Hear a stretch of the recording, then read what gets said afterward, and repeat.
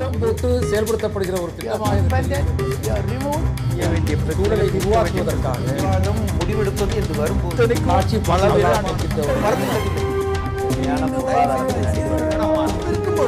எதிர்த்து பேசிட்டு வணக்கம். நேர்பட பேச நிகழ்ச்சிக்கு வரவேற்கிறோம்.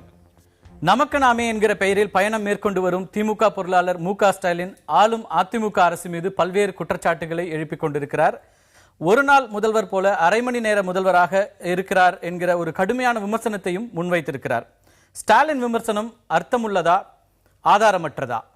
தன் பிரச்சார பயணத்தின் போது ஏராளமான வாக்குறுதிகளையும் அள்ளி வீசி வருகிறார் மு.க. ஸ்டாலின். குறிப்பாக லோக் ஆயுக்தா சட்டம் இயற்றுவோம் என்பது உள்ளிட்ட பல வாக்குறுதிகளை அவர் வழங்கி வருகிறார். இந்த வாக்குறுதிகள் வெறும் தேர்தல் உத்தியா, தேர்தலில் வாக்காளர்களை கவருவதற்கான யுக்தியா அல்லது நடைமுறை சாத்தியமா? இவையெல்லாம் இன்றைய நேர்பட பேசு நிகழ்ச்சியில் விவாதிக்கலாம். இன்று நம்மோடு அரங்கில் அதிமுகவிலிருந்து பேராசிரியர் தீரன், மூத்த பத்திரிகையாளர் ராதாகிருஷ்ணன், திமுகவிலிருந்து வழக்கறிஞர் பரந்தாமன், அரசியல் விமர்சகர் டாக்டர் சுமந்த் ஸ்ரீராமன். வணக்கம்.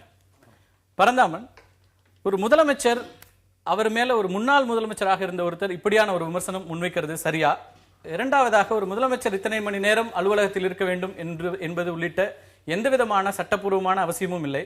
இன்னைக்கு ஒரு டிஜிட்டல் உலகம், இந்த உலகத்துல ஒரு பிரசன்ஸ், பிசிக்கல் பிரசன்ஸ் ரொம்ப அவசியம் அப்படின்னு நீங்க பாக்குறீங்களா? இந்த குற்றச்சாட்டினுடைய அடிப்படை என்ன? நீங்க கேட்குற மாதிரி முன்னாள் துணை முதல்வராக இருந்து பணியாற்றிய எங்களுடைய தலைவர் சொல்லுகிற இந்த குற்றச்சாட்டு ஒரு ஆதாரமற்ற குற்றச்சாட்டு கிடையாது. நடந்து கொண்டிருக்கக்கூடிய அரசாங்கத்தில் இருக்கக்கூடிய முதலமைச்சர் அம்மையார் ஜெயலலிதா அவர்கள் கோட்டைக்கு வருவதோ அல்லது ஒரு முதலமைச்சராக இருந்து பணியாற்றக்கூடிய நேரங்களோ மிக குறைவு. இவைகளாம் நாட்டு மக்களுக்கு நன்றாக தெரியும். இரண்டாவது, நீங்கள் சொல்வது போல இது டிஜிட்டல் உலகமாக இருக்கிறது. ஒரு முதலமைச்சர் ரவுண்ட் த கிளாக் தான் வேலை செய்யணுமா, அதுக்கான ஒரு நேரம் ஒதுக்கீடு எதுவுமே கிடையாது. நீங்க சொல்றீங்க வேலை செய்யலன்னு எதை வச்சு சொல்லிடுறேன். அதுக்காக ஒரு கால அவகாசமும் அது ஒரு டைம் லிமிட், டைம் பவுண்டு இல்லைன்னு நீங்க சொல்றீங்க. அதெல்லாம் ஏற்றுக்கலாம். அதாவது எப்படின்னா, டைம் பவுண்டு இல்லை, ஆனால் அதே சமயத்தில் எல்லா நேரங்களிலும் ஒரு முதலமைச்சர் ரீச்சபிளாக இருக்கணும். எல்லா காலகட்டத்திலும் ஒரு முதலமைச்சர் ரீச்சபிளாக இருக்கணும். எப்படி ஒரு மாவட்ட ஆட்சியர் எல்லா நேரங்களிலும் ரீச்சபிளாக இருக்கணுமோ, எப்படி ஒரு மாவட்டத்தில் இருக்கக்கூடிய கண்காணிப்பு அதிகாரிகள், காவல்துறையாக இருக்கட்டும், எசென்ஷியல் சர்வீஸில் இறக்கவங்க டாக்டர்ஸ், கவர்மெண்ட் டாக்டர்ஸ், எப்படி அவங்க தேவை அதிகமாக அவங்க தேவைப்படுவதோ, அதுபோல் ஒரு முதலமைச்சர் என்பவர் ஒரு குறிப்பிட்ட டைம் தான் பவுண்ட் கிடையாது. எப்போ வேணா, ஈவன் ஒரு உதாரணத்துக்கு கடந்த 2000 இந்த அம்மையார் ஆட்சி காலத்தில் 2001 2005, 2006 வரை ஆட்சி செய்திருக்கிற பொழுது சுனாமி வந்த பொழுது ஒரு முதலமைச்சர்கிட்ட இந்த மாதிரி ஒரு பிரச்சனை வந்திருக்கிறது என்பதை கொண்டு செல்வதற்கு கூட முடியாமல் போகிறது. ஆக முதலமைச்சருக்கு டைம் கிடையாது. ஆனால் எல்லா நேரங்களுக்கும் சுனாமி பணியில தமிழக அரசை உலகமே வியந்து பாராட்டியது.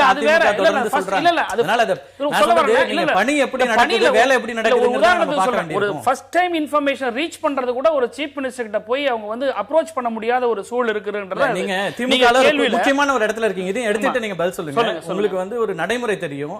ஒரு ஆட்சி அதிகார இருக்கிற ஒரு முதலமைச்சருக்கு செய்தி போய் சேர்றதுக்கு பல வழிகள் இருக்கிறது. அவங்களுக்கான அதிகாரிகள் இருக்கிறாங்க, அவங்களுக்கான ஆலோசகர்கள் இருக்கிறாங்க, அவங்க த்ரூ எல்லாமே நடந்துட்டு இருக்கு. இன்னைக்கு அதை விட்டுட்டு அவங்க தலைமைச் செயலகத்துல எவ்வளவு நேரம் இருக்காங்க அப்படிங்கறத மட்டுமே மையமா வைத்து ஒரு அரசை நீங்க அல்லது ஒரு முதலமைச்சருடைய பணியை நீங்க குறை சொல்ல முடியுமா? நல்ல கேள்வி, நல்ல கேள்வி. நீங்க கேட்ட தலைப்பிலே ஆதாரமற்றதா அல்லது அர்த்தமற்றதா கேட்டிருக்கீங்க இல்லையா?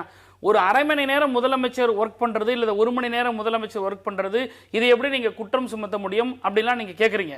நான் என்ன கேக்குறேன்னா, முதலமைச்சர் அவங்க அமைச்சர்களே சொல்றது என்னன்னா, ஒரு நாள்ல 20 மணி நேரம் அவங்க மக்கள் பணி ஆற்றுறாங்கன்னு தொடர்ந்து சொல்லிட்டு இருக்காங்க. முதலமைச்சருடைய வேலை என்ன சார்? முதலமைச்சர் வேலை இப்படிதான் செய்யணும் அப்படிதான் செய்யணும் ஏதாவது வரையறுச்சிருக்காங்க? கிடையாது. அதுதான் அந்த கேள்வி தான் வருது. இல்ல, she is head of the government. எல்லா வேலைகளும் அவங்களுக்கு இருக்கு, எல்லா துறையினுடைய வேலைகளும் இருக்கு, எல்லா துறையினுடைய கோப்புகளும் அவங்க மூலியமா தான் த்ரூ த சீஃப் மினிஸ்டர், அல்டிமேட்டா சீஃப் மினிஸ்டர் தான் அது ஆர்டர் பாஸ் பண்றதுக்கு கவர்மெண்ட்டுக்கு, கவர்னர் கிட்ட போறதுக்கு தேவைப்படுது. அப்படி இருக்கிற பொழுது முதலமைச்சருக்குரிய இடம் கோட்டை, அங்க அவங்க அவைலபிளா இருக்கணும். அப்படி அவங்க அவைலபிளா இல்லைன்னா, இப்ப ஒண்ணுமே இல்லை சார், விவசாயிகள் ஒரு பிரச்சனையை பேசுறாங்க, இல்ல ஒரு பொதுமக்கள் ஒரு பிரச்சனையை பேசுறாங்க, இல்ல ஒரு 3 நாளைக்கு முன்னாடி அரசு ஊழியர்கள் மத்திய அரசுக்கு இணையாக எங்களுக்கு ஒரு ஊதிய உயர்வை நீங்க கொடுக்க வேண்டும், அந்த படிகளை நீங்க தரணும்னு சொல்லிட்டு ஞானதேசிகன் ஐஏஎஸ் அதிகாரி ரூமை போய் முற்றுகையிடுறாங்க. ஒரு அரசு ஊழியர்கள், அவர்களுக்காக தேர்ந்தெடுக்கப்பட்ட சங்கத்தில் இருக்கிறோம் சரி, பிரதிநிதியும் சரி, ஒரு முதலமைச்சரை அமைச்சர்கள் இருக்காங்க, அந்த அமைச்சர்கள் சந்திக்கிறாங்க. அமைச்சர்கள் யாராவது ஒருத்தர் மக்கள் மத்தியில பேசுறாங்களா? அமைச்சர்கள் யாராவது வந்து பத்திரிகையாளர்களிட்ட வந்து பேசுறாங்களா? அமைச்சர்கள் யாராவது வந்து பொது பிரச்சனைகளுக்கு மிகப்பெரிய விவாதங்கள் நடக்கும். ஒன்றும் இல்லை, இந்த டெங்கு இஷ்யூவா இருக்கட்டும் இல்லது விலை ஏற்றமா இருக்கட்டும். சரி, முதலமைச்சர் டெங்கு விஷயத்துல அவர் இன்னைக்கு கூட திருவள்ளூர்ல இது வந்து பெரிய அளவுல விஸ்வரூபமா எடுத்து பத்திரிகைகள் பேச ஆரம்பிச்சு அரசாங்கம் மறைக்கிறது போது செக்ரட்டரி தினமும் பத்திரிகையாளர் ஊடகங்கள்ல பேசிட்டு ஒரு சம்பிரதாயம். நான் என்ன சொல்ல, ஒரு ஒட்டுமொத்த ஒரே வார்த்தை நீங்க சொல்ற கருத்துக்கள்ல ஒரே விஷயம் தான் கேக்குறது. அவங்க தினமும் 30 நிமிடம் தான் பணியாற்றுறாங்கன்னு எதை வச்சு நீங்க சொல்றீங்க? எதை வச்சு, என்ன அடிப்படையில் என்ன அடிப்படையில் சொல்றேன்னா, எந்த ஒரு அரசினுடைய இயந்திரத்தில் எந்த ஒரு நடவடிக்கை நடைபெறும், முதலமைச்சர் எல்லா நேரங்களிலும் பணியாற்றுகிறார் என்று சொன்னால் அரசு இயந்திரத்தில் நிர்வாகத்தில் இன்றைக்கு ஒரு விலையேற்றம், பருப்பு ஒரு விலையேற்ற சொல்லுங்க, எத்தனை சீஃப் மினிஸ்டர் தலையிட்டு இந்த பிரச்சனை உடனடியாக அதிகாரிகளை கூட்டி நீங்க வந்து அப்ப எதுக்கு வந்து நமக்கு வந்து டெமோக்ராட்டிக் செட்டப்ல எதுக்கு ஒரு சீஃப் மினிஸ்டர் பப்ளிக் ஓட்டு போட்டு தேர்ந்தெடுக்கிறாங்க? அப்ப அதிகாரிகளே நடத்தினா பியூரோக்ராட்டிக் கவர்மெண்டாவே நடக்கட்டுமா? டெமோக்ராட்டிக் கவர்மெண்ட் செட்டப் எதுக்கு வச்சிருக்காங்க? அப்போ எதுக்கு ஒரு எம்எல்ஏ தேர்ந்தெடுக்கிறாங்க? எதுக்கு ஒரு அமைச்சரை உருவாக்குறாங்க? எதுக்கு ஒரு சட்டமன்றம் வருது? எதுக்கு ஆட்சி அதிகாரம் வருது? எல்லாமே அதிகாரி முடிவெடுக்க முடியுமா? அவங்க அல்டிமேட்டா சிஎம் கிட்டயோ அல்லது கோர் மினிஸ்டர் தான் கேட்கணும். இங்க மினிஸ்டர்ஸ் விட்டுடுங்க. இங்க 1 பாயிண்ட் அஜெண்டா ஜெயலலிதா முதலமைச்சர். இந்த அதிகாரிகள் சுயமா முடிவெடுக்கக்கூடிய நிலையில் இருக்கிறாங்களா? எல்லா இடத்துலயும் முதலமைச்சருக்கு அதிகாரம் இருக்கும். தொடர்ந்து நம்ம பேசுவோம். CM should be available at all time. இப்போ வந்து முதலமைச்சர் அணுக முடியாதவராக இருக்கிறார் அப்படிங்கிற குற்றச்சாட்டை திமுக மட்டும் இல்ல பாஜக தலைவர் தமிழிசை சவுந்தரராஜன் வைக்கிறாங்க. இதனால வந்து நடைமுறையில சிக்கல்கள் இருக்கிறது, அட்மினிஸ்ட்ரேஷன் பாதிக்கப்படுது அப்படின்ற குற்றச்சாட்டை நீங்க எப்படி எதிர்கொள்றீங்க? அது முற்றிலும் தவறான குற்றச்சாட்டு. எதிர்க்கட்சிகள் ஏதோ சொல்ல வேண்டும், வாய் புளித்ததோ மாங்காய் புளித்ததோ என்பது போல இன்றைய ஆட்சியானது, மாண்புமிகு தமிழக முதலமைச்சர் புரட்சி தலைவி அம்மா அவருடைய தலைமையிலே இயங்கக்கூடிய ஆட்சியானது ஒவ்வொரு நாளும் அவர்களே தெளிவாக சொல்லியிருக்கிறார்கள், நான் 20 மணி நேரம் இந்த தமிழக மக்களுக்காக நான், மக்களுக்காகவே நான் என்று சொல்லி அந்த அடிப்படையிலே நான் இயங்கிக் கொண்டிருக்கிறேன். அதோடு மட்டுமல்ல, ஒவ்வொரு துறை அதிகாரிகளையும் மூத்த அமைச்சர்கள் 5 பேரை கொண்டு அவர்கள் முன்னிலையிலே சம்பந்தப்பட்ட துறை அதிகாரிகளோடு சம்பந்தப்பட்ட துறை அமைச்சரையும் உடன் வைத்து கொண்டு ஆய்வு செய்து இதுவரையிலே அறிவித்த திட்டங்கள், நடைமுறைப்படுத்தப்பட்டவை, நடைமுறைப்படுத்தப்பட வேண்டியவை, இதை உடனடியாக என்னென்ன செய்ய, இப்படியெல்லாம் ஆய்வு கூட்டங்களே அவர் அன்றாடம் நடத்தி கொண்டுதான் இருக்கிறார். இப்பொழுது கூட சொன்னார் விவசாயி சந்திக்க முடியுதான்னு. அங்கே கொடநாட்டில் கூட போய் விவசாய சங்க பிரதிநிதிகளை சந்தித்து விட்டு வந்திருக்கிறார்கள். பொதுவாகவே தமிழக முதலமைச்சர் அம்மா அவர்கள் இப்போ பருப்பு அது இதெல்லாம் சொன்னாங்க. இன்றைக்கு தமிழக அரசானது ஏற்கனவே கடந்த ஆண்டு உற்பத்தியான 20,000 ஹெக்டர் நிலத்தை விட இன்னைக்கு 52,000 ஹெக்டர் நிலத்தில் பருப்பை 2 மடங்கா கூடுதலாக உற்பத்தி செய்து காட்டியிருக்கிறார்கள். இது பொதுவாக பதுக்களின் காரணமாக அல்லது திட்டமிட்டு வெளிநாடுகளிலிருந்து இறக்குமதி செய்ய தவறியதனுடைய காரணமாக இந்த விலையேற்றமாக இருக்கிறது. அப்படி இருந்தும் கூட 5,000 டன் வரும்பொழுதே 500 டன் அதில் வாங்கி தமிழகத்துக்கு இந்த நவம்பர் 1ஆம் தேதியிலிருந்து 110 ரூபாய் விலையில இன்றைக்கு பருப்பானது விநியோகம் செய்யப்பட இருக்கிறது. அது மட்டுமல்ல, ஏற்கனவே எவ்வளவு விலை ஏறினாலும் பரவாயில்லைன்னு சொல்லிட்டு 30 ரூபாய்க்கு பருப்பு வழங்கப்படுகிறது, 25 ரூபாய்க்கு பாமாயில் எண்ணெய் வழங்கப்படுகிறது. ஆக மாண்புமிகு தமிழக முதலமைச்சர் அம்மா அவர்கள் மக்களுக்காக வெறும் விலையில்லா திட்டங்களை மட்டும் அறிவிக்கவில்லை, இன்றைக்கு விலைவாசி குறையக்கூடிய அளவிற்கு என்னென்ன வழிவகைகள் எல்லாம் இருக்கிறதோ அவற்றை எல்லாம் இன்றைக்கு படிப்படியாக செய்து கொண்டுதான் இருக்கிறார்கள். குறிப்பா ஒரு அதிகாரிகள் இப்போ கூட பாத்தீங்கன்னாக்கா, ஒரு அதிகாரி இறந்துட்டாருன்னா அதுக்கு உடனடியாக அவங்களுக்கு நிவாரண தொகை கிடைக்குது. இப்போ மழையில வந்து பல இடங்கள்ல இறந்துட்டாங்கன்னா உடனே அதிகாரிகளை கூப்பிட்டு அவங்களுக்கு உண்டான நிவாரண தொகைகளை கொடுத்து அந்த மேல் நடவடிக்கைகள் எடுக்கப்படுகிறது. எந்த வேலையும் நின்ன மாதிரி தெரியல. சமீபத்திய பிரச்சனையில் எடுத்துக்கிட்டீங்கன்னா ஒரு மீனவர் பிரச்சனை அப்படிங்கிறது வந்து பெரிய பிரச்சனையாக இருக்குது, தொடர் கைதுகள் நடந்துட்டு இருக்குது. இதுல வெறும் கடிதங்கள் எழுதுறீங்க, இல்ல கடிதம் மட்டும் இல்ல, எம்பிக்கள் அனுப்பி போய் ஏற்கனவே எல்லா எதிர்கட்சிகளும் கேட்கறது என்னன்னா ஒரு அனைத்து கட்சி கூட்டத்தை கூட்டுங்க, இந்த மாதிரியான முக்கியமான விஷயங்கள்ல நீங்க வந்து எங்களை கலந்து ஆலோசித்து ஒரு பிரஷர் சென்டருக்கு அப்ளை பண்ணணும்னு கேட்கும்போது அந்த மாதிரியான எந்த ஏற்பாடும் நடக்கிறது இல்லையே. இல்ல, அனைத்து கட்சி கூட்டத்துக்கு வந்து மத்திய வெளியுறவுத்துறை அமைச்சர் சுஷ்மா ஸ்வராஜ் அவர்கள் கூட ஏற்பாடு செய்திருக்கிறார்கள். ஆனால் தமிழக முதலமைச்சர் அம்மா அவர்கள் இந்த பிரச்சனை வந்த உடனே கடிதம் மட்டுமல்ல, இன்றைக்கு 2000க்கும் மேற்பட்ட இலங்கையினால் கைது செய்யப்பட்ட, இலங்கை கடற்படையால் கைது செய்யப்பட்ட மீனவர்கள் விடுவிக்கப்பட்டிருப்பதும் 400 சொச்சம் படகுகள் வந்து விடுவிக்கப்பட்டிருப்பதும் அம்மா அவருடைய ஆட்சி காலத்தில். அதுக்கு முன்னாடிலாம் அது மாதிரிலாம் செய்யறதே கிடையாது. ஆக மாண்புமிகு அம்மா அவர்களை பொறுத்தளவிலே மீனவர் பிரச்சனையாக இருந்தாலும் சரி, வேறு யாருடைய பிரச்சனையாக இருந்தாலும் சரி, அந்த பிரச்சனை வந்த உடனே என்ன செய்கிறார்கள், சம்பந்தப்பட்ட மத்திய அரசாங்கத்திற்கு துறை அமைச்சர்களுக்கு அறிவித்து உடனடியாக இதற்கு நடவடிக்கை எடுங்கள் என்றுதான் சொல்லிக் கொண்டிருக்கிறார்கள்.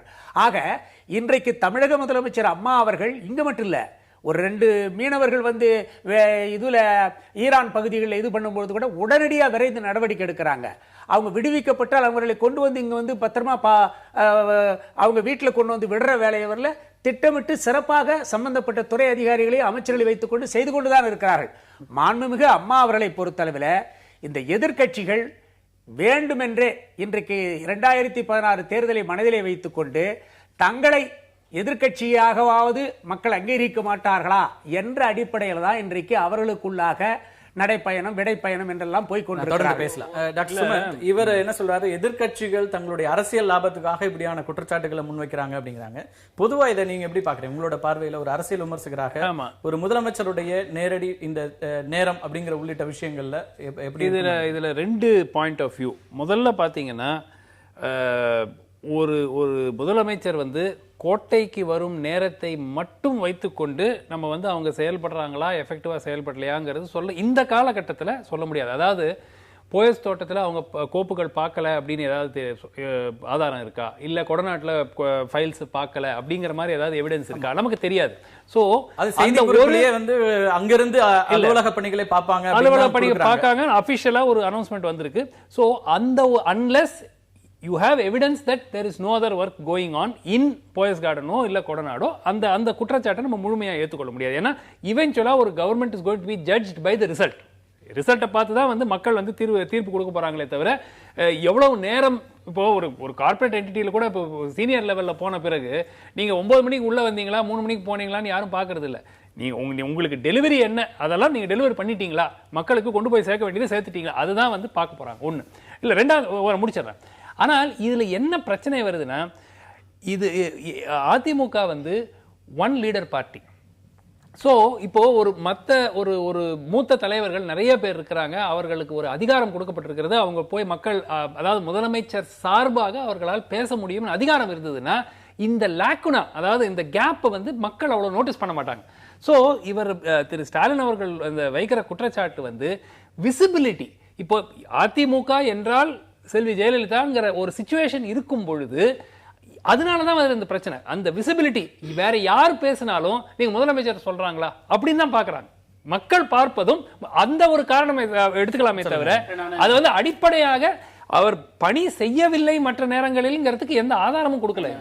திருப்பி அதுதான் வருது. இந்த ஆதாரம் எப்படி, எந்த அடிப்படையில் சொல்றீங்க? ஆதாரம்ன்றது யாராவது போய் பார்த்தாங்களான்ற கேட்கிற கேள்வி எல்லாரும் காமன் மேன் யாராவது கேட்பாங்க. அதை நான் ஒத்துக்கிறேன், அதுக்கு நான் பதில் சொல்றேன். அதுக்கு முன்னாடி நம்மளுடைய தீரன் சார் பேசுனதுக்கும் சுமன் சார் பேசுனது ரெண்டுத்துக்கும் சேர்த்து என்னுடைய ஒரு பதிலாக இருக்கும். ஒன்று, அதாவது தீரன் சார் சொல்கிற போது என்ன சொன்னாங்கன்னா, அதை வந்து ஒரு இழப்பீட்டு தொகைகள், நிவாரண உதவிகள் இவங்கெல்லாம் தந்துக்கிட்டு தானே இருக்காங்க அப்படின்னு. இல்லை கன்னியாகுமரியில் எங்கேயாவது ஒரு ஹை மாஸ்ட் லைட்டு ஒரு 1000 ரூபாய்க்கு போடுறதா கூட அது முதலமைச்சர் பேரில் அறிக்கை வருது. அதெல்லாம் முதலமைச்சருடைய பணி. அதே போன்று நம்மளுடைய சுமன் சார் சொல்கிறது மாதிரி கார்பரேட் என்டிட்டியில் இருந்தால் கார்பரேட் என்டிட்டிக்கும் செக்ரட்டேரியேட் மக்கள் பிரதிநிதித்துவ வேலைக்கும் நிறைய வேறுபாடு இருக்குது. அது வேற. இது எந்த அடிப்படையில் ஒரு இடத்தை சமநோக்கி பார்க்கறாரு எனக்கு புரியல. ரெண்டாவது, ஒரு விசிபிலிட்டின்னு கேட்குறீங்க. நான் கேட்கிறேன், நீங்க ஒரு நடுநிலையாளர்ன்ற ஒரு அடிப்படையில் நீங்க வந்து பேசுறீங்க. நீங்களே சொல்லுங்க, ஒரு விசிபிலிட்டின்ற போது ஏதாவது ஒரு பிரச்சனைக்காக ஏதாவது ஒரு அமைப்போ ஒரு நிர்வாகத்தினரோ யாராவது வந்து அரசு இயந்திரத்தை சந்திக்க முடியுதா? ஒண்ணு. ரெண்டாவது, அரசு இயந்திரம் யார சொல்றீங்க? அரசு இயந்திரம் நீங்க மீன் பண்றது முதலமைச்சரா அல்லது அமைச்சர்களா? இல்ல, அரசு இயந்திரங்கிறது நான் வந்து ஃபர்ஸ்ட் பாயிண்ட் சொல்றது, அட்லீஸ்ட் மினிமம் வந்து ஒரு மினிஸ்டர், அந்த கன்சர்ன் மினிஸ்டர், அந்த கன்சர்ன் மினிஸ்டர் பார்த்தாங்கன்னா கூட அமைச்சர்கள் தலைமை செயலகத்துல அவைலபிளா தான் இருக்காங்க. என்ன முடிக்க விட்டுடுங்க. இவங்க எல்லாம் பேசும்போது அவங்க பேசணும். அதாவது அம்மையார் ஜெயலலிதா தீர்ப்பு வந்த பிறகு, தண்டனை பெற்ற பிறகு கோட்டைக்கு போகாத காலகட்டத்தில் ஓ பன்னீர்செல்வம் இருக்கிற போது எப்படி கோட்டைகள் இருந்ததோ அதே மாதிரியான ஒரு 50% கோட்டை தான் இப்போ இருக்குது. அது அமைச்சர்கள் போய் இண்டிபெண்டா யாரும் வேலை செய்யல, அதை இவரே ஒத்துக்கிட்டு இருக்காரு. நான் என்ன சொல்றேன், ஒரு சின்ன ஃபார் எக்ஸாம்பிள், ஹவுசிங்ல மட்டும் ஒரு துறை மட்டும் சொல்றேன். ஹவுசிங் துறையில மட்டும் நீங்க பாத்துட்டீங்கன்னா, ஒரு பில்டர், அதாவது ஒரு எம்எஸ்பின்ற multi level building, multi storage building, அந்த பில்டிங்குக்கு அவங்க அப்ரூவல் வாங்கணும்னா கீழே இருந்து அல்டிமேட்டா சீஃப் மினிஸ்டர் தான் கையெழுத்து போடணும். She has to pass an order. இதுல எத்தனை கோப்புகள் இதுல இருக்குங்கிறத எங்களால ஆதாரத்தோட சொல்ல முடியும். நீங்க நான் கேட்கிறேன்னா, எங்களுக்கு ஒரு வாய்ப்பு கொடுங்க. திமுக வந்து சொல்றதுக்கு தயாரா இருக்கு. ஒவ்வொரு துறையிலையும் நாங்க வந்து ரைட் டு இன்ஃபர்மேஷன் ஆக்ட்ல கேட்கிறோம், இல்ல நாங்க வாங்குறோம். அதான் எவ்வளவு துறையில எவ்வளவு இல்ல வாங்கலாம், கேட்க முடியாது, கொடுக்க மாட்டாங்க அவங்க. அதாவது இல்ல இங்கதான் நீங்க சொல்ற பாயிண்ட் நான் எடுத்துக்கிறேன். இல்ல நீங்க சொல்ற பாயிண்ட் நான் எடுத்துக்கிறேன். இதே சேர்த்து நீங்க பதில் சொல்லலாம். நீங்க தான் பேசணும். நான் என்ன சொல்றேன், நீங்க சொல்ற மாதிரி இதுக்கான எல்லா நீங்க சொல்ற மாதிரி இதுக்கான ஆதாரங்கள் இருக்குன்னா அது உண்மைக்கிறதுல என்ன பிரச்சனை இருங்க? நான் கேக்குறேன், இருங்க. எத்தனை நம்பர் ஃபைல் இப்படி போச்சு சொல்லுங்க ராதாகிருஷ்ணன். என்ன சொல்ல முடியும்? ஒரு ஜாப் ஃபேர் எங்க நடத்துறாங்க, 10,000 பேருக்கு ஏதோ வேலை வழங்குறதா சொல்றாங்க. இது எல்லாரும் இதுல இருந்து ஒரு 5 பேரை எடுத்துன்னு போய் அங்க கோட்டநாடுல வந்து ஒரு அப்பாயின்மெண்ட் ஆர்டர் கொடுக்குறாங்க. இது ஒண்ணு. ரெண்டாவதாக ஒரு விருது வழங்குறாங்க இங்க. அந்த போட்டோவை ஏன் மறுபடியும் நெக்ஸ்ட் டே அதுக்கடுத்த நாள் ஏன் ரிலீஸ் பண்றீங்க? மூணாவதாக ஒரு ஐஏஎஸ் அதிகாரி, ஒரு ஐஏஎஸ் அதிகாரி எவ்வளவோ ஐஏஎஸ் அதிகாரிகள் மல்டிபிள் துறைகளுடைய செக்ரட்டரிஸாக இருக்கிறாங்க. அது ஏன் அது நடக்குது? இது என்ன ஐஏஎஸ் அதிகாரிக்கு இங்க பற்றாக்குறை இருக்குதான்னு கேட்டா your efficiency gets affected if you do more than one job at a time. இது உங்களுக்கு பற்றாக்குறை இருக்குதா? ஐஏஎஸ் ஆபீசர்ஸ் இங்க கிடையாது. அப்படியே ஒரு நிமிஷம் அப்படி பற்றாக்குறை இருக்கான்னு கிடையாது. டி ஜெகநாதன் என்ற ஒரு ஐஏஎஸ் அதிகாரியை 28 மாதமாக இது கம்பல்சரி வெயிட்ல வச்சிருக்கீங்களே. இல்ல இப்ப நிர்வாக ரீதியா எடுக்கிற நடவடிக்கைகள்ல நீங்க வந்து அரசாங்கத்தை क्वेश्चन பண்ண முடியும். அவங்களுக்கு வந்து எந்த அதிகாரி எங்க வைக்கணும்ங்கற அந்த ரைட்ஸ் இருக்குமா இல்லையா? நிச்சயமாக இருக்கு. நான் என்ன சொல்றேன், நீங்க வந்து ஏன் மல்டிபிள் துறைக்கு வந்து ஒரே செக்ரட்டரியா போடுறீங்க? ஏன் அவருக்கு என்ன 24 ஹவர்ஸ் விட ஜாஸ்தி ஒரு நாள் அவருக்கு இருக்கா? இல்ல அவர் அவ்வளவு எஃபிஷியன்ட்டா ஆயிட்டாரா? அதனாலதான் 2 துறைக்கு போட்டுருக்கீங்களா? இல்ல உங்களுக்கு ஐபிஎஸ் இல்லனா ஐஏஎஸ் அதிகாரில நீங்க சொல்ற இந்த விஷயங்கள் எதுலயுமே ஏதாவது சட்டப்படி தவறான விஷயங்கள் இருக்கு. சட்டப்படி தவறு இல்லனா கூட நீங்க நிர்வாக ரீதியாக ஒரு வேலையும் நடக்காது. இப்போ வந்து ஒரு அக்ரிகல்ச்சர் செக்ரட்டரியே நான் கன்வென்ஷனல் எனர்ஜி செக்ரட்டரியா இருந்தாரு. அது நடக்கிற விஷயம். இங்க ஒரு அதிகாரி இருக்காரு, அவரை ஏன் 2 டிபார்ட்மெண்ட் போடுறீங்க? அக்ரிகல்ச்சர் இன்னைக்கு எவ்வளவு பெரிய விஷயம். அந்த பருப்பு பிரச்சனையில இருந்து, ஆனியன் பிரச்சனையில இருந்து, சாகுபடியில இருந்து எவ்வளவு பிரச்சனைகள் இருக்கு. இந்த அதிகாரி வந்து அதை பாப்பாரா இல்ல வேற ஏதாச்சும் பார்த்துட்டு இந்த மாதிரி ஒவ்வொரு துறையில எடுத்து நான் எதுவும் விட்டுருங்க சார். நீங்க ஆட்சி அதிகாரங்கள் நல்லாவே நடக்குது எல்லாமே நான் கேட்கிறேன் சார். அதாவது வந்து நான் உங்களை போன்ற பத்திரிகையாளர்களுக்காக அவங்களுக்கும் எல்லாமே இதை வந்து நான் சொல்றேன் அக்ரி பண்ணுவாங்க. ஒரு சீஃப் மினிஸ்டர் பப்ளிக் மக்களால் தேர்ந்தெடுக்கப்பட்டவங்க சார். எத்தனையோ இஷ்யூஸ் இருக்கு சார். அந்த அம்மா முதலமைச்சரா ஜூன் 2011 அதுக்கப்புறம் எத்தனை முறை பத்திரிகையாளர்களை சந்தித்து, இத்தனைக்கு இன்ஃபேக்ட் அவங்க சொன்னாங்க வாரத்துக்கு ஒரு முறை நான் அவங்கள பார்க்குறேன், டீல் இது ஓகேவானாங்க. எதையாவது எவ்வளோ இஷ்யூஸ் வந்திருக்கு, பப்ளிக் இஷ்யூஸ். எதுலையாவது ஒன்று இந்த மாதிரி நீங்கள் எழுதுறீங்க, இந்த மாதிரி அரசாங்கம் செயல்படலை இவ்வளோ சொல்கிறாங்களே, நாங்கள் சொல்கிறோம் இல்லை குற்றச்சாட்டு. என்னுடைய தலைவர் தளபதியை வந்து பொருளாளர் இந்த குற்றச்சாட்டை சொல்ல தைரியம் இருந்தால் ஜெயலலிதா பிரஸ்ஸை கூப்பிட்டு கிடையாது நான் செயல்படுறேன், என்னுடைய வேலைகள் இது நான் பண்ணியிருக்கிறேன், இவ்வளோ திட்டங்களை கொண்டு வந்திருக்கிறேன், இவ்வளோ கோப்புகளை நான் முடிவு செஞ்சிருக்கிறேன், இவ்வளோ பணிகளை நான் செஞ்சிருக்கிறேன், இவ்வளோ பாலிசி டெசிஷன் நான் எடுத்திருக்கிறேன், இவ்வளவு உட்கட்டமைப்பு கொண்டு வந்திருக்கிறேன், ஏதாவது ஒரு தொழிற்சாலை கொண்டு நான் தொடங்கி இருக்கிறேன், இத்தனை பிரிட்ஜ் கட்டினு சொல்லுங்க ஜெயலலிதாவை. இப்போ இந்த பத்திரிகையாளர்கள் அல்லது இதை வெளிப்படையாக அறிவிப்பதுல என்ன சிக்கல் அரசாங்கத்திற்கு? எங்களுடைய குற்றச்சாட்டுகள் இத்தனை வைக்கிறோம், இதை நீங்க ஏன் மறுக்க முடியல அப்படிங்கிற ஒரு கேள்வியை அவர் எழுப்புறார் திமுக. அதாவது அப்புறம் தொடர்ந்து அதிகாரிகள் இந்த மாதிரி பேச சொல்லுங்க. பத்திரிகையாளர்களுக்கு சொல்லித்தான் செய்யணுன்ற அவசியம் இல்ல. சம்பந்தப்பட்ட பத்திரிகையாளர்களுக்கு இல்ல, மக்களுக்கு கொண்டு போய் சேர்க்கிறது அப்படிங்கிற கேள்வி. பாலங்களை கட்டணும்னு சொல்றாரு. இவங்க ஆட்சி காலத்துல கட்டப்பட்ட பாலங்கள் வந்து வெறும் 18 பாலங்கள் நகர்ப்புறங்கள்ல, ஊரக பகுதிகளில் வெறும் 43 பாலங்கள். ஆனா அம்மா அவருடைய ஆட்சியில 320 ஊரக பகுதிகளிலும் 164 வந்து நகர்ப்புறத்திலையும் கட்டி இருக்கிறாங்க. அது மட்டும் இல்ல,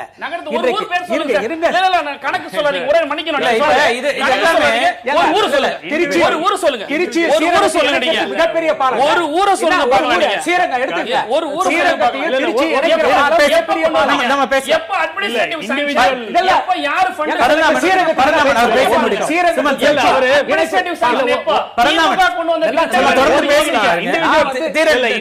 திட்டங்கள் போனாக இது முடிவே இல்லாத டிபேட். ஒரு நிமிஷம், திரு பரந்தாமன் சொல்றதுல ஒரு பாயிண்ட் இருக்கு. ஏன்னா இந்த சைலன்ஸ், அதாவது எதற்கும் வந்து இப்போ ஒரு பிரச்சனை என்ன, அதிமுக வேற யாருக்கும் பேசுறதுக்கு உரிமை கிடையாது. சோ பேசிக்கா அமைச்சர்கள் பேசலன்னா இப்போ டெங்கு லோக்கல் இஷ்யூ இருக்குன்னா அந்த ஹெல்த் மினிஸ்டர் டெங்குக்கு நடவடிக்கை எடுக்கப்படுறதுன்னு ஒரு கொள்கை ரீதியாக வேற யாருக்கும் பேசுறதுக்கு உரிமை கிடையாது. On any policy matter they cannot speak.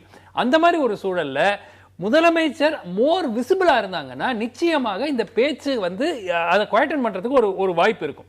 ரெண்டாவது, இதே மாதிரி பதிலே இல்லாமல் இருந்தால், இப்போ இது குற்றச்சாட்டு ஜெனுவினா இருக்கா, இல்ல இருக்கலாம், இல்லாமலும் இருக்கலாம். சோ அந்த குற்றச்சாட்டுக்கு நீங்க பதிலே சொல்லலைன்னாக்க ஐதர் முதலமைச்சர் அவர்கள் பதில் சொல்லலாம்.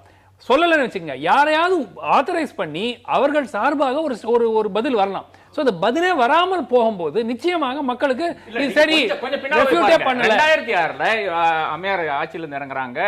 கருணாநிதி வந்து செக்ரட்டரியேட்ல ஒரு கூட்டம் போடுறாரு. அங்க அரசு ஊழியர் கூட ஒரு கலந்துரையாடல் மாதிரி நடத்துறாரு. அதுல சொல்றாரு 20,000 ஃபைல் தேங்கி கிடக்குது, 20,000 ஃபைல்ல இந்த அம்மையார் கையெழுத்து போடலன்னு ஒரு குற்றச்சாட்டு அவர் வைக்கிறாரு. அது குற்றச்சாட்டு மட்டும் இல்லைன்னு சொல்றதுக்காக நம்ம பிரஸ்ஸை கூட்டி கொண்டே ஒரு ரூம் ஃபுல்லா இருக்கிற ஃபைலை காமிச்சு சொல்றாரு, இது எல்லா ஃபைல்ல கையெழுத்து போடலன்னு சொல்றாரு. அது மாதிரி இந்த ஆட்சி முடியும் போது தான் நமக்கு தெரியும் எவ்வளவு ஃபைல் தேங்கி கிடக்குதுன்னு. ஒரே ஒரு உதாரணம் மட்டும் சொல்றேன். இந்த கோர்ட் அவமதிப்பு வழக்குல தமிழகம் வந்து முதலிடத்தில் இருக்குன்னு ஒரு குற்றச்சாட்டு வருது. அது ஏன் வருதுன்னா வேற ஒன்றும் கிடையாது.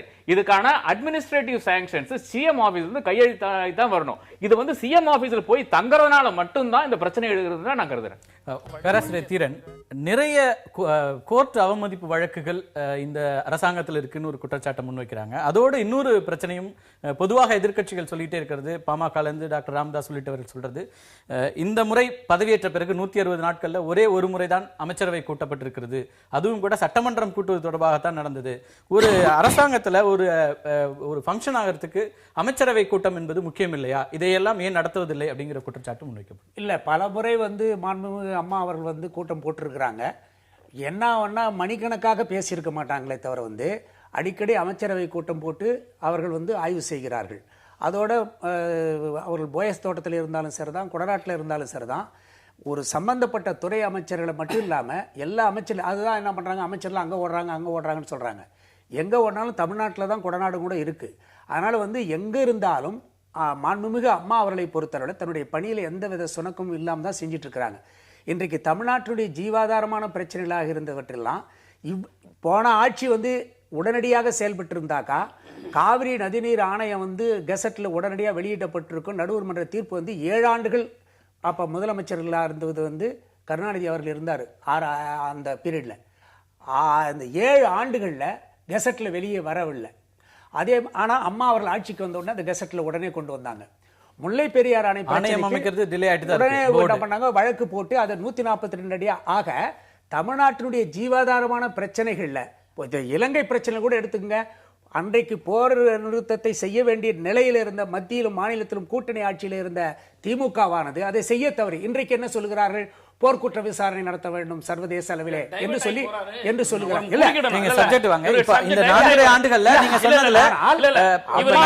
நதிநீர் தாவா உள்ளிட்ட விஷயங்கள்ல நிறைய செயல்படுறாங்கன்றதுக்காக நான் சொல்றேன். ஆக தமிழக அரசை பொறுத்தளவிலே வந்து தமிழ்நாட்டுடைய ஜீவாதாரம் இப்ப ஒண்ணு இல்ல, மீத்தேன் வாயு பிரச்சனை அது இவங்க ஆட்சியில் வந்து தெரியாம கையெழுத்து போட்டுன்னு சொன்னாங்க.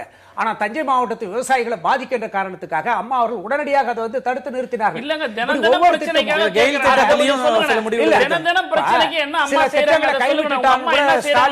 நடைபயணத்தில்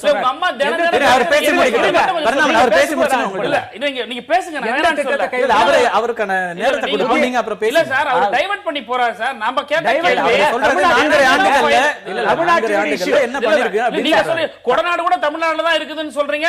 செக்ரட்டரியேட் அப்ப எதுக்குன்ற ஒரு கேள்வி மக்கள் கேக்குறாங்க. ஆட்சியை வந்து நீங்க வந்து மாநாடு மயிலாட பாத்துக்கிட்டு கதை வசனம்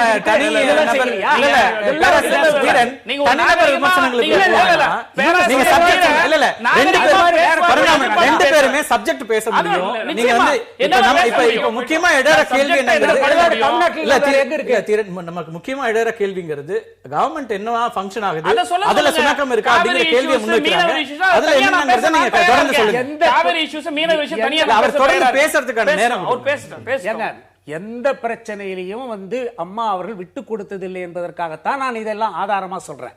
ஆக ஏற்கனவே தமிழ்நாட்டின் மீது அக்கறை உள்ள காரணத்தினால்தான் அதற்கு என்னென்ன நடவடிக்கை எடுக்கணும் உரிய நேரத்தில் எடுத்துதான் இந்த பிரச்சனைகள்லாம் தீர்வு கண்டிருக்கிறாங்க என்பதற்காகத்தான் நான் அந்த உதாரணத்தை சொல்றேன். தவிர வந்து அது தமிழ்நாட்டு பிரச்சனை இல்லாமல் வேற யாருடைய பிரச்சனை, அண்டை மாநிலத்தினுடைய பிரச்சனையாது. ஆக தமிழ்நாட்டினுடைய பிரச்சனைகள்ல அம்மா அவர்கள் துணிச்சலாக உறுதியாக நின்று நடவடிக்கை எடுத்துவது வேற யாரும் எடுக்கல. கச்சத்தீவு பிரச்சனையால் தான் மீனவர் பிரச்சனைக்காக வழக்கு தொடுத்திருக்கிறார்கள். அது உடனடியாக அந்த கச்சத்தீவு மீட்கப்பட வேண்டும் என்று சொல்லி இருக்கிறார். நாடாளுமன்ற எம்பிக்களை விட்டு நாடாளுமன்றத்தில் பேச வைக்கிறாங்க. இதை நீங்க கொடுத்ததே தப்பு, நாடாளுமன்றத்தினுடைய ஒப்புதல் இல்லாம கச்சத்தீவை தாரவார்த்து கொடுத்திருக்க கூடாது, அதனால தான் இன்றைக்கு மீனவர்கள் வந்து அநியாயமாக பாதிக்கப்பட்டுக் கொண்டிருக்கிறார்கள். செயல்படுறதுக்கு அர்த்தம் தானே. ரெண்டு விதமான பிரச்சனை ஒரு அரசாங்கம். அவர் என்ன சொல்றாரு, 4 ஆண்டுகள்ல முக்கியமான நீண்டகால பிரச்சனைகள் ஒரு அடுத்த கட்ட நகர்வை நோக்கி போயிருக்காரு. ஒரு அரசாங்கம்ன்றது வந்து ரெண்டு விதமா ஒரு பிரச்சனை அடங்கணும். ஒன்று தொலைதூர அல்லது லாங் டேர்ம் ப்ராசஸ் உள்ள ப்ராப்ளம், இன்னொன்னு டே டு டே அஃபேர்ஸ் உள்ள ப்ராப்ளம். இந்த லாங் டேர்ம் ப்ராசஸ் உள்ள ப்ராப்ளம் வந்து எந்த ஒரு அரசாங்கம் என்றாலும் மத்திய அரசாங்கத்தை ஒட்டி அல்லது அவங்களுடைய நடவடிக்கை ஏற்பட்ட தான் செய்ய முடியாது. மீனவர் பிரச்சனை, காவிரி இஷ்யூஸ் எல்லாம் பெரிய லார்ஜர் இஷ்யூஸ். நாங்க இப்ப நம்ம விவாதிக்கிறது என்னன்னா, முதலமைச்சர் காணவில்லை. நீங்க மத்தியில இருந்த போது அந்த விஷயங்களை செய்யல, நாங்க நீதிமன்றம் போய் பண்ணிருக்கோம். நான் என்ன சொல்றேன், அந்த சப்ஜெக்ட் இருந்து வேற டாபிக், அது ஒரு தனியா கூட நீங்க விவாதம் பண்ணுங்க, நாங்க வரேன். நாங்க சொல்ற day to day affairs chief minister is absent, வேற about chief minister is not known. முதலமைச்சர் காணவில்லை. அவர் அறிவிச்சிருக்காங்க பாருங்க. எப்படி நீங்க எப்படி முதலமைச்சர் காணவில்லைன்னு சொன்னா அது எப்படி நீங்க சொல்ல முடியும்? அவங்க வந்து தினசரி அந்த மாதிரி சொல்லலாமா? ஒரு அதிகாரப்பூர்வமாக குறிப்போடு தான் போறாங்க. அங்கிருந்து அலுவலக பணிகள் தொடரும் அப்படின்னு சொல்லிருக்காங்க. அப்படி இருக்கும்போது நீங்க எப்படி தொகுதிக்கே போகாதவர்கள், ஒரு குற்றச்சாட்டு சொந்த தொகுதிக்கே போகாதவர்கள் வந்து இவங்க வந்து காணவில்லை நாங்க போடலாமா? அப்ப போஸ்டர் நீங்க வந்து என்டையர் ஒரு டூப்ளிகேட் செட் ஆஃப் ஆபீஷியல்ஸ் எல்லாமே அங்க டூப்ளிகேட் பண்ண வேண்டியதா இருக்கு கோடநாடுல. இப்போ கோடநாடுல தான் இருக்காங்க. இதுல வந்து அங்கதான் இலங்கை வாழும் அந்த பிளான்டேஷன் லேபரர்ஸ் வந்து திருப்பி கொண்டு வந்து வச்சிருக்காங்க. 5 லட்சம் பேர் அங்க மொத்தமா வரதா இருந்தது. 1965 இருந்து வந்துட்டு தான் இருக்காங்க. இவங்களுக்கு இன்றைய வரை வாழ்வாதாரத்துக்கு ஒரு ஒரு நிலையான ஒரு வழி கிடையாது. இதுக்காச்சு அம்மா அங்க இருக்கும்போது அங்க வழி செஞ்சாங்கன்னா ரொம்ப நல்லா இருக்கும். ரெண்டாவது மீனவர் பிரச்சனை 2 பேரும் பேசிட்டு இருக்காங்க. இந்த மீனவர் பிரச்சனையில தான் எனக்கு இருக்கிற பிரச்சனை. அதாவது நீங்க வந்து எல்லை மீறி போய் இலங்கையினுடைய அங்க கரையோரம் சென்று அங்க போய் மீன் பிடிக்கிறீங்க. அது வேற சப்ஜெக்ட், அது வேற விவாதத்துக்கு போகலாம். அது வந்து அது வேற விவாதத்துக்கு, அது நான் போல, அது விவாதத்துக்குள்ளே நான் போல. நான் என்ன கேக்குறேன்னா, இதுக்கான ஒரு மத்திய ஸ்கீம் இருக்குது, central and state government scheme இருக்குது டீப் சி ஃபிஷிங்க்கு. இதுக்கு 2 பேர் என்ன செய்தாங்க? எம்பிக்கள் அனுப்பியிருக்காங்க. எம்பி அனுப்பினா நீங்க வந்து இல்ல அந்த ஸ்கீமை ஏன் நீங்க இம்ப்ளிமென்ட் பண்ணலன்னு கேக்குறேன். அவர் இல்ல அந்த பர்టిక్యులர் இஷ்யூக்குள்ள போவேனா அது வந்து சரியா தவறான அது ஒரு விவாதம் போகும். நம்ம இப்ப திரும்ப அரசாங்கத்தினுடைய நிர்வாகத்துக்குள்ள வரும். ஓல்ட் செக்ரட்டரிக்கும் இருக்கக்கூடிய 500 மீட்டர் இடைவெளியிலே கோப்புகள் கொண்டு போகிறதுக்கு ரொம்ப கஷ்டம், கோப்புகள் காணாம போயிரும் சொன்ன ஜெயலலிதா இன்றைக்கு கொடநாட்டுல படுத்துக்கிட்டு இருந்து இங்க இருந்து இந்த மாதிரியான வார்த்தைகளை இந்த மாதிரி ஒரு வழக்கறிஞர் நான் சொல்றதை கேளுங்க. இந்த மாதிரியான வார்த்தைகளை நான் அனுமதிக்க முடியாது. நீ ஒரு சீசன் பொலிட்டிஷியன் இப்படி பேசாதீங்க. ஓய்வெடுத்துக் கொண்டு அலுவல் படி பாக்குறேன். நான் வரேன்.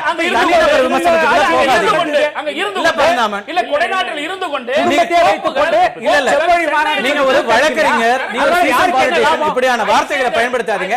நான் தொடர்ந்து வரேன். இல்ல நம்ம விவாதத்தை விட்டு நீங்க வேற இடத்துக்கு கொண்டு போவீங்க. நான் சொல்றேன், இதனால நீங்க வைக்கிற குற்றச்சாட்டுகளும் கூட முழுமையாக வேற எல்லையை நோக்கி போகும். மக்களுடைய பார்வை வேற. நான் சொல்றேன், கொடநாட்டில் இருந்து கொண்டு இங்க இருந்து கோப்புகள் கோயம்புத்தூருக்கு ஃளைட்ல போறது, அதிகாரிகள் ஃளைட்ல போறது, அங்கிருந்து கொடநாட்டுக்கு ஆன் ரோட் கொண்டு போறது, இதனுடைய காசு. அப்போ ஒரு பில்டிங்ல இருந்து இன்னொரு பில்டிங்க்கு நியூஸ் செக்ரட்டரியேட்டுக்கு வரது முடியாது, கோப்பு காணாம போயிரும், கோப்புகளை கொண்டு போக முடியாது சொன்ன முதலமைச்சர் இன்றைக்கு இவ்வளவு தூரம் போனாங்களா? இது யார் வீட்டு? இது யார் வீட்டு காசு? அவர் என்ன சொல்றாரு? நிர்வாக செலவுகள் அதிகரிக்குது தானே. ஏற்கனவே நீங்க சொன்ன அந்த குற்றச்சாட்டுகள் இப்ப நீங்க ஏன் அதை திரும்ப செய்யணுங்கிற கேள்வி. இல்ல அது மாதிரி எல்லாம் ஒண்ணு நிர்வாக செலவு அதிகப்படுத்துறதெல்லாம் கிடையாது. இவங்க ஆட்சி காலத்துல உங்களுக்கு தெரியும், அநியாயமாக மக்களுடைய வரிப்பணத்தை வீணாக்கிறதுக்காக 600-700 கோடி ரூபாய் செலவு பண்ணி செம்மொழி மாநாடு நடத்துறாங்க. அதனால என்ன ஒரு இம்மி அளவு கூட பலன் கிடையாது. ஆக இவங்க வந்து மக்களுடைய வரிப்பணம் வீணா போகுதுன்னு சொல்லி கவலைப்படக்கூடாது. மாண்புமிகு அம்மா அவர்களை பொறுத்தவரை இப்ப டீப் சி பத்தி கூட சொன்னாங்க. ஆழ்கடல்ல போய் மீன் பிடிக்கிறது 1250 கோடி ரூபாய்க்கு ஒரு திட்டத்தை போட்டு மத்திய அரசாங்கத்துக்கிட்ட சொல்லி இதை வலியுறுத்துங்க. அப்பொழுதுதான் வந்து அங்க ஆழ்கடல்ல சென்று மீன் பிடிப்பதற்கு தமிழக மீனவர்களுக்கு ஒரு வாய்ப்பு கிடைக்கும் சொல்லி மத்திய அரசாங்கத்துக்கிட்ட நாம கேட்க வேண்டிய சூழ்நிலை. அதற்கான முயற்சிகளை தடுத்து நிறுத்துங்கள், மீனவர் படுகொலை தடுத்து நிறுத்துங்க. திருப்பி டைவர்ட் ஆயிட்டு இருக்கோம். பேசிக் ப்ராப்ளம் என்னன்னா, ஒரு கவர்மெண்ட் ஜனவரி 8ல இருந்து தடுத்து நிறுத்தியாச்சு. இல்ல மீனவர் பிரச்சனைக்குள்ளே போவேன். அது ஒரு இஷ்யூ. அந்த இஷ்யூல அவங்க என்ன பண்றாங்கன்றதெல்லாம் சொல்லிட்டாங்க. இப்ப நிர்வாகம் எதனால இது வந்து ஸ்தம்பிச்சிருக்கு அப்படின்னு எதிர்க்கட்சிகள் சொல்றாங்க. அப்படி இல்ல, கவர்மெண்ட் வந்து it has to be eventually judged by delivery. என்ன மக்களுக்கு போய் சேர்ந்திருக்கு, என்ன மக்களுக்கு போய் சேரல, ஆதாரங்களுடன் இந்தந்த திட்டம் இந்தந்த தேதியில் செய்து முடிக்கப்பட வேண்டும், இது இவ்வளவு தாமதமாக போயிட்டு இருக்கு. இந்த அடிப்படையில ஒரு குற்றச்சாட்டு ஒண்ணு வைக்கலாம். அப்படியான ஒரு அது வந்து இல்ல நான் ஒரு நிமிஷம் நான் முடிச்சிடுறேன், நிறைய நேரம் பேசுறீங்க. ஒரு நிமிஷம். அதாவது எந்த ஒரு செட் ஆஃப் ப்ராஜெக்ட்ஸ், இந்த ப்ராஜெக்ட்ஸ் எல்லாம் டிலே ஆகிட்டு இருக்கு, இதெல்லாம் வந்து திட்டங்கள் ஒரு நிமிஷம்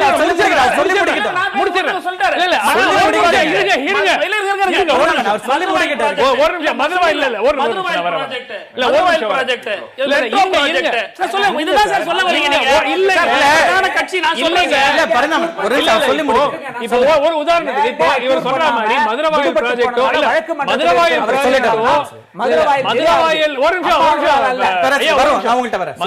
ப்ராஜெக்டோ மெட்ரோ ரயில் ப்ராஜெக்டோ இல்ல தாமதமாக ஓடிக்கொண்டிருக்கிற ப்ராஜெக்டோ முதலமைச்சர் வந்து சென்னையில இல்லை அப்படிங்கிற காரணத்தினால தாமதமாக நடந்து கொள்ளவில்லை. அதனுடைய ஹிஸ்டரி இருக்கு, அதுல நிறைய பிரச்சனைகள் இருக்கு. அதுக்கு எப்படி டெண்டர் அவார்ட் பண்ணிருக்காங்க, எந்தெந்த கம்பெனிக்கு கொடுத்தாங்க, இன்க்ளூடிங் அதிமுக பீரியட்ல நடந்த பிரச்சனைகள், திமுக பீரியட்ல நடந்த பிரச்சனைகள் எல்லாமே இருக்கு. சோ அதாவது நடுநிலையா பேசுறதுன்னா ரெண்டு கட்சி பிரச்சனைகள் நடுநிலையா பேச வந்திருக்கீங்க. இல்லங்க நான் வந்து ஒரே நிமிஷம் இல்லங்க, ஏடிஎம்கே கவர்மெண்ட்டுக்கு ஃபேவரிசமா இருக்குது. நீங்க சொல்ற கருத்து நடுநிலையோட சொல்லுங்க. நடுநிலையா சொல்லுங்க. நான் முடிக்கட்டும். நீங்க ஒரு நிமிஷம் இருங்க. போயிட்டு இவங்க லேண்ட் அக்யூர் பண்ணாமலே அந்த மதுரவாயல் திட்டம் நிறைவேற்ற மதுரவாயல் பத்தி நிறைய பேசி இருக்கோம். ஆமா அத இல்ல இதுல 10 ஷோல நம்ம பேசி இருக்கோம். நீங்க அதெல்லாம் நீதிமன்றத்துல இருங்க. ஒரு நிமிஷம் அவர் முன்வைக்கிற ஒரு நான் பேசுறேன். இல்ல எல்லாரும் பேசினா கேட்காது. முடிய விட மாட்டீங்க. நான் சொல்றேன். அவர் என்ன சொல்றாரு தெளிவான ஒரு விஷயம் தான். அவர் சொல்ற பாயிண்ட்ல இருந்து நீங்க எடுத்துக்க வேண்டியது, ஒரு முதலமைச்சர் இதெல்லாம் நேர்ல பார்த்தா மட்டும்தான் இந்த விஷயங்கள் நடக்குதா அப்படின்னு கிடையாது. திட்டங்கள் இருக்கிறது இல்ல அப்படி சொல்ல கார்த்திக். நான் சொல்ற விஷயமே என்னன்னா, இந்த திட்டங்கள் டிலே ஆனதுக்கான காரணம் இப்போ டான்ஜெட்கோ போன்ற டான்ஜெட்கோல பவர் பிளான்ட் நிறைய பிஹைண்ட் ஷெட்யூலா போயிட்டு இருக்கு, சிலது கோர்ட்ல இருக்கு, உடன்குடி கோர்ட்ல இருக்கு, இந்த மாதிரி நிறைய பிரச்சனைகள் இருக்கு. இப்ப இந்த பிரச்சனைகளுக்கு காரணம் வந்து முதலமைச்சர் கொடநாட்டுல இருக்கிறாங்கிறது தான் காரணம்னு அடிப்படையா நம்ம எடுத்துக்கொள்ள முடியாது. இல்ல நீங்க நிச்சயமாக இவர்கள் வைக்கும் முடிச்சிடுறேன், இவர்கள் வைக்கும் குற்றச்சாட்டுகள் இந்த திட்டம் மதுரவாயல் திட்டம் டிலே ஆயிருக்கு. அது வந்து வைக்கிற குற்றச்சாட்டு ஒரு நியாயமான குற்றச்சாட்டு. எதற்காக அது டிலே ஆயிருக்கு? மெட்ரோ ரயில் ஏன் வந்து 6000 கோடி எக்ஸ்ட்ரா ஆயிருக்கு? நியாயமான கேள்வி. பட் நீங்க அத வந்து எக்ஸ்ட்ராபோலேட் பண்ணிட்டு முதலமைச்சர் காணவில்லைன்னு சொல்றதெல்லாம் ரொம்ப என்னோட கேள்வியை கேட்டு நீங்க பதில் சொல்லுங்க. ரெண்டு விஷயங்கள். ஒண்ணு வந்து இதுவரைக்கும் நீங்க குற்றச்சாட்டுகளை மக்கள் மன்றத்துல நிறைய அடிக்கிட்டே போறீங்க. இதுல ஏதாவது ஆதாரங்கள் இருந்தா நீங்க நீதிமன்றத்துல போய் ஏதாவது குறைந்தபட்சமாக ஒரு விஷயத்தை முயற்சி பண்ணிருக்கலாம். ரெண்டாவதாக உங்களுடைய பொருளாளரே அவருடைய பிரச்சார பயணத்துல சொல்ற இன்னொரு விஷயம், அதிமுக அரசனுடைய மக்கள் நல திட்டங்கள்ல நல்ல திட்டங்களை நாங்கள் தொடர்ந்து அடுத்த அரசாங்கத்துல நாங்க செய்வோன்றாரு. அப்ப நீங்களே ஏத்துக்கிறீங்க இந்த அரசாங்கத்துல திட்டங்கள் நிறைவேற்றப்பட்டிருக்கிறது, ஏத்துக்கிறீங்களா? சொல்ற கேட்டுங்க. ரெண்டு விஷயம், ரெண்டு ஃபோல்டு क्वेश्चन. ஒன்னு சுமன் சீராருடைய கேள்விக்கு ஒரு பதில். அதாவது இந்த திட்டங்கள்லாம் நடைமுறைப்படுத்தவில்லைன்றதுக்கு ஆதாரத்தோட நீதிமன்றத்துக்கு போயிருக்கீங்கன்னு கேட்டீங்கன்னா, மதுரவாயல் ப்ராஜெக்டும் கோர்ட் ஆர்டர் தான். மெட்ரோ ப்ராஜெக்ட்ல வந்து எவ்வளவு டிலே ஆயிருக்குன்றது நாட்டு மக்களுக்கு தெரிஞ்ச விஷயம். இல்ல நீங்க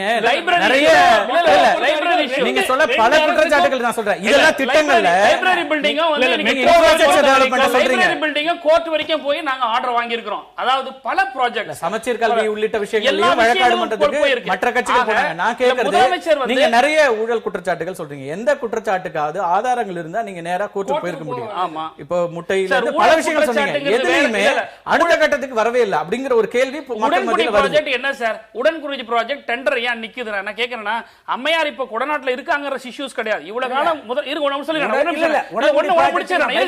உடன்குடி ப்ராஜெக்ட பொறுத்த வரைக்கும் சொல்லிருங்க, நான் சொல்லிடுறேங்க. உடன்குடி ப்ராஜெக்ட பொறுத்த வரைக்கும் டெண்டர் நின்னதுக்கு காரணம், அந்த டெண்டர்ல பார்ட்டிசிபேட் பண்ணி சக்சஸ்ஃபுல் பிட்டர் அவருக்கே வந்து ஏன் கேன்சல் ஆனீங்கன்ற ஆர்டரே கொடுக்காம கோர்ட்டுக்கு வந்து வாங்கக்கூடிய நிலை ஏற்பட்டதுன்னா அதுல ஒரு மர்மம் இருக்கு. கோர்ட் கேக்குது. ஒழுங்குமுறை ஆணையமானது சம்பந்தப்பட்ட இதில் வந்து சரியான விதிமுறைகளை அவங்க கடைபிடிக்கல என்ற காரணத்துக்காக தான் மறுபடியும் அது வந்து நிறுத்தப்பட்டது. அமைச்சருடைய அடுத்ததா நான் கேட்டது, சில நல்ல திட்டங்களை நாங்கள் தொடர்ந்து செய்வோம். ஏத்துக்கிறீங்க? அதுதான் திமுக, அதுதான் திமுக, அதுதான் தலைமை. நிர்வாகம் செயல்பட்டு விஷயம் சார். ஒரு அரசாங்கம் செயல்பட வேண்டிய விஷயங்கள் அவர் பேசல. அரசாங்கம் செயல்பட வளர்ச்சி திட்டங்கள் ஒன்று, சமூக நல திட்டங்கள் ஒன்று. இந்த வளர்ச்சி திட்டங்கள் கவர்மெண்ட் பார்க்கும்போது ஜெயலலிதாவுடைய கவர்மெண்ட்ல 0. அது எங்களுடைய குற்றச்சாட்டு இல்லன்ற அவங்க மார்க்கல அவங்க பேசுறாங்க. சொல்லிட்டோம். இருங்க நான் சொல்லிடுறேன். சமூகநல திட்டங்கள் சமூகநல திட்டங்கள் பார்க்கும்போது இப்போ ஒண்ணு இல்ல, எம்ஜிஆர் சத்துணவு கொண்டு வந்தார். அந்த சத்துணவை இம்ப்ரூவ்மெண்ட் பண்ணி கொண்டு வந்தது கலைஞர். அதே போன்று இன்றைக்கு அம்மையாருடைய ஜெயலலிதாவுடைய கவர்மெண்ட்ல என்ன நல்ல ஸ்கீம் எந்த அளவுக்கு போயிருக்குன்றது நாங்க வந்து உட்காரும் போது அதை ஸ்டடி பண்ணும்போது ஆல்ரைட் இது நல்லா இருக்கா கண்டினியூ பண்ணுவோம் சொல்லுவோம். ஏன்னா திமுக ஏற்கனவே எம்ஜிஆர் கொண்டு வந்த சத்துணவையும் கொண்டு வந்து நாங்க வந்து அபிவிருத்தி செஞ்சிருக்கிறோம். ஜெயலலிதா புது செக்ரட்டரியேட் கட்ட வேண்டும் என்று அட்மினிஸ்ட்ரேட்டிவ் ஆர்டர் போட்டதே நாங்க புது செக்ரட்டரியேட் கட்டி இருக்கிறோம். இதுதான் திமுக அவங்க முயற்சி எடுத்த இடம் வேற, அதுல நீங்க என்ன கட்டுறீங்கன்னு எல்லாருக்கும் தெரியும். இடம் வேற வேறங்க. ஆனா முயற்சி என்ன சொல்றது அதாவது ஏற்றுக்கொள்ள வேண்டிய ஒரு கருத்து. ஏன்னா நிச்சயமாக அது ஒரு நிர்வாக it is an administrative decision. அது வந்து L1 யாரோ ஒரு கம்பெனி ஒரு பிட்டர் வராங்க, அந்த பிட்டரை டிஸ்குவாலிஃபை பண்ணிட்டு திருப்பி BHEL கொடுக்கணும்னு பாக்குறாங்க. அதுக்கு என்ன காரணம்? எதுவா இருந்தாலும் ப்ராஜெக்ட் கெட்ஸ் டிலே. இது வந்து கோர்ட்டுக்கு போகுது. அது வந்து ஒரு அது வந்து நிச்சயமாக இந்த அரசு அவர்களுடைய அரசு மிகச்சிறந்த நிர்வாகத்துக்கு ஒரே ஒரு எடுத்துக்காட்டு சொல்றேன். மருத்துவ காப்பீடு திட்டம் இவங்க ஆட்சியில் கொண்டு வந்தாங்க. அதில் அரசாங்கத்தினுடைய மருத்துவமனைகளுக்கு வெறும் 12 கோடி ரூபாய் தான் வருமானம். ஆனால் இன்றைக்கு மாண்புமிகு அம்மா அவர்கள் விரிவான மருத்துவ காப்பீடு திட்டத்தை கொண்டு வந்து 10,80,000 பேருக்கு மேல அதுல பலனை அடைஞ்சதோட மட்டும் இல்லாம இன்னைக்கு 980 கோடி ரூபாய்க்கு மேல அரசு மருத்துவமனைக்கு வருவாய் வரக்கூடிய அளவுக்கு செஞ்சு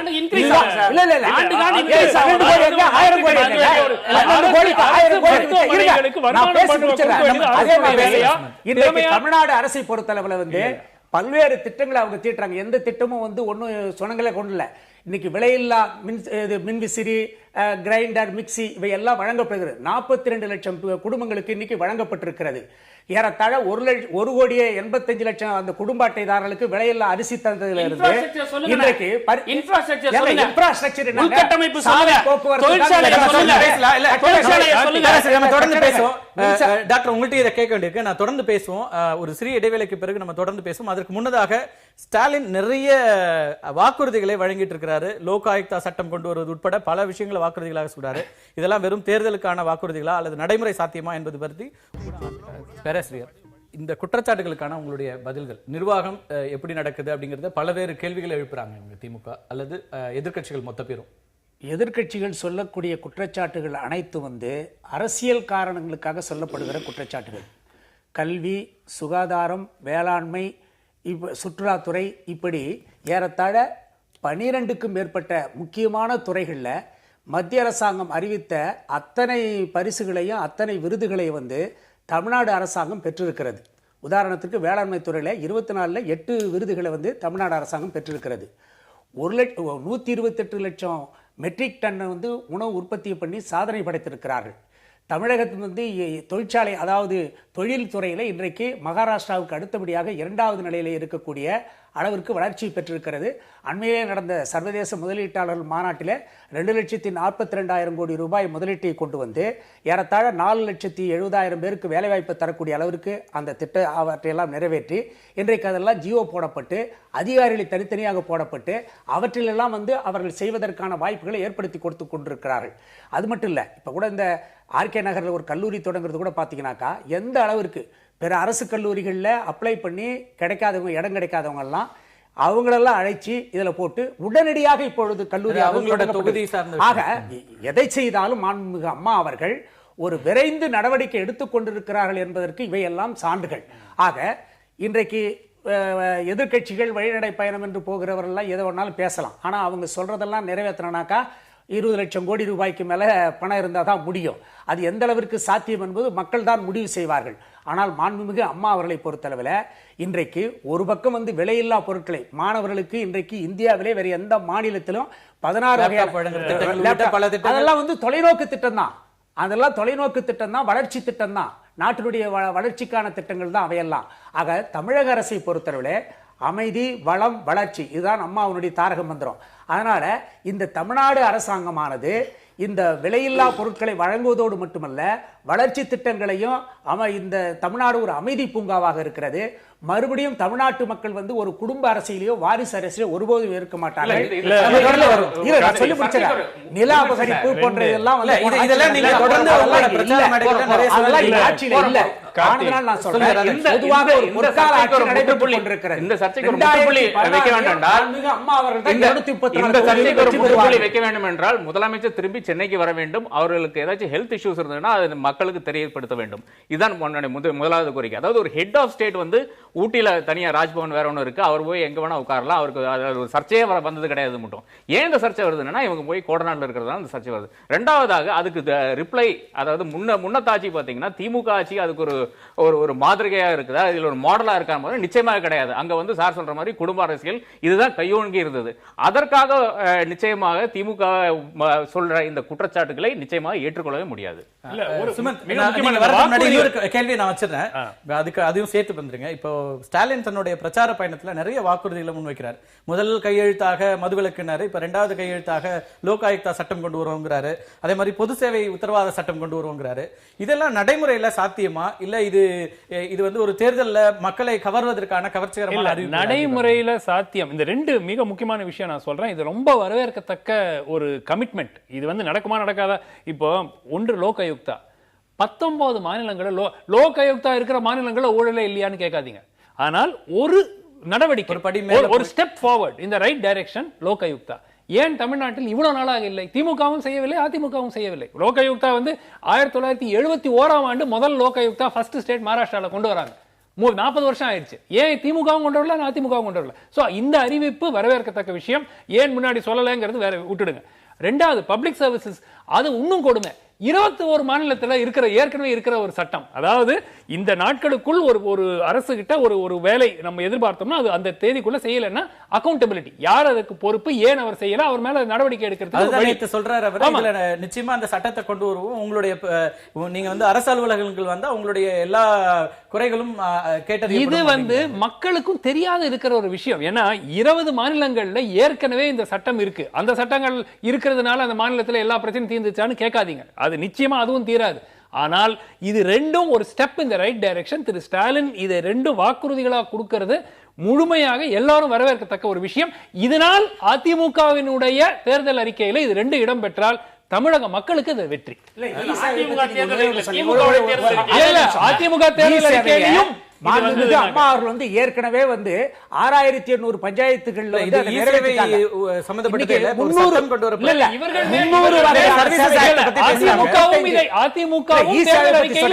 அமல்ல இருக்கு. நன்றி. இப்ப உங்களுக்கான நீங்க தான் சொல்ல போறீங்க. இதுல இல்ல லோக் ஆயுக்தா சட்டம் நிச்சயமாக எல்லாரும் கேட்கிறாங்க. இப்ப நிறைய சமூக ஆர்வலர்கள் எல்லாரும் கேட்கறது, ஆம் ஆத்மி உள்ளிட்ட எல்லா கட்சிகளும் கேட்கறாங்க. இதெல்லாம் இருக்கு. நீங்க வந்து உங்களுடைய கட்சியில இல்ல திமுக அதிமுக இரண்டுமே மற்ற கட்சியினரால் விமர்சிக்கப்படுற இடங்கிறது இவங்க எல்லாம் ஊழல் கட்சிகள், ஊழல் குற்றச்சாட்டுக்கு உள்ளானவர்கள் நிறைய இருக்காங்க அப்படின்னு. இப்ப அந்த மாதிரி ஒரு குற்றச்சாட்டை கவுண்டர் பண்றதுக்கு தான் நீங்க லோக் ஆயுக்தா அப்படிங்கிற ஒரு விஷயத்தை முன்வைக்கிறீங்களா?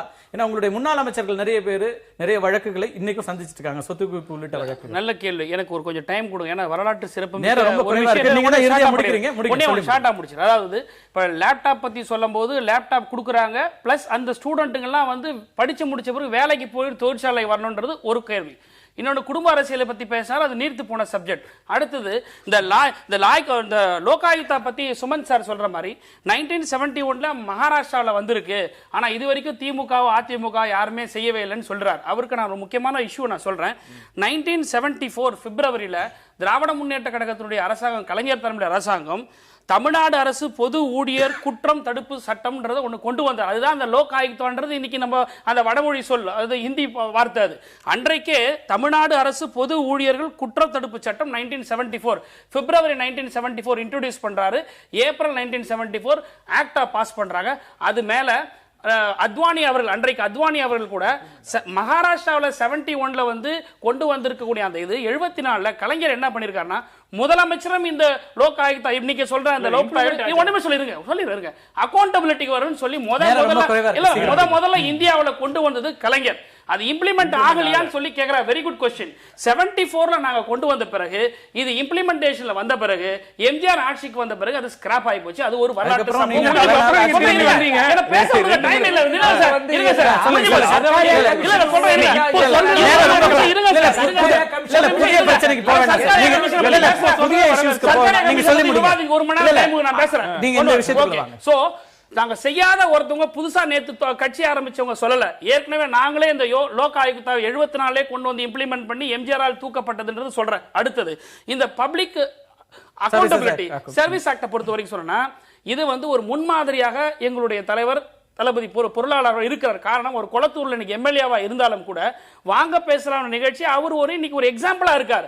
சோ செய்யாத ஒரு ஆள் வந்து ஒரு செய்யாத ஒரு நபர் வந்து அல்லது செய்யாத ஒரு தலைவர் வந்து நாட்டுக்கு உபதேசம் சொல்ல தேர்தலுக்கு வாக்குறுதிகள் கொடுக்கல செஞ்சு கொண்டிருக்கிறவர் செய்தவர் இல்ல ஆமா நிச்சயமா சொல்றதுக்கான அந்த இடத்துல நான் இருக்கணும். ஆக நான் குளத்தூர் எம்எல்ஏ இருக்கக்கூடிய நான் வாங்க பேசலாம் என்ற நிகழ்ச்சியை நடத்தி கொண்டு மக்களை சந்தித்துக் கொண்டிருக்கிற ஒரு தலைவர் தான் நாளைக்கு எங்களுடைய அதிக அமைச்சர்கள் பப்ளிக் அக்கௌண்டபிலிட்டி கொண்டு வரும்னு சொல்றாரு. ஆக சொல்லக்கூடிய நபர் அந்த தகுதி வாய்ந்தவர், அதை செயல்படுத்தக்கூடியவர். அவருடைய தந்தை முதலமைச்சர். நேரம் ரொம்ப குறைவா இருக்கு. செய்திக்கு போக வேண்டியிருக்கு. நிறைய நீங்க சொல்லிட்டீங்க. நேரம் ரொம்ப குறைவா இருக்கு. நம்ம தொடர்ந்து இன்னொரு நிகழ்ச்சியில பேசலாம். பேராசிரியர் நீங்க சொல்லிட்டீங்க நிறைய இருக்கிறாங்க. அம்மா சேவை திட்டத்துல நடைபெற்று நன்றி நன்றி. ஜனநாயகத்துல ஆளுங்கட்சி நாங்கள் எல்லா வகையிலும் சிறப்பாக செயல்பட்டுக் கொண்டிருக்கிறோம் என்ற கருத்தை முன்வைக்கிறாங்க. எதிர்க்கட்சிகள் அவர்களுடைய செயல்பாட்டை குறை கூறுகிறார்கள். இதுல வந்து வாக்காளர்கள் தான் முடிவு செய்கின்ற எஜமானர்கள். தேர்தலில் அவர்கள் தங்களுடைய முடிவை தெரிவிப்பார்கள். மீண்டும் ஒரு நிகழ்ச்சியில் சந்திக்கலாம். நன்றி, வணக்கம். சூழலை உருவாக்குவதற்காக முடிவெடுப்பது என்று வரும்போது ஆட்சி பல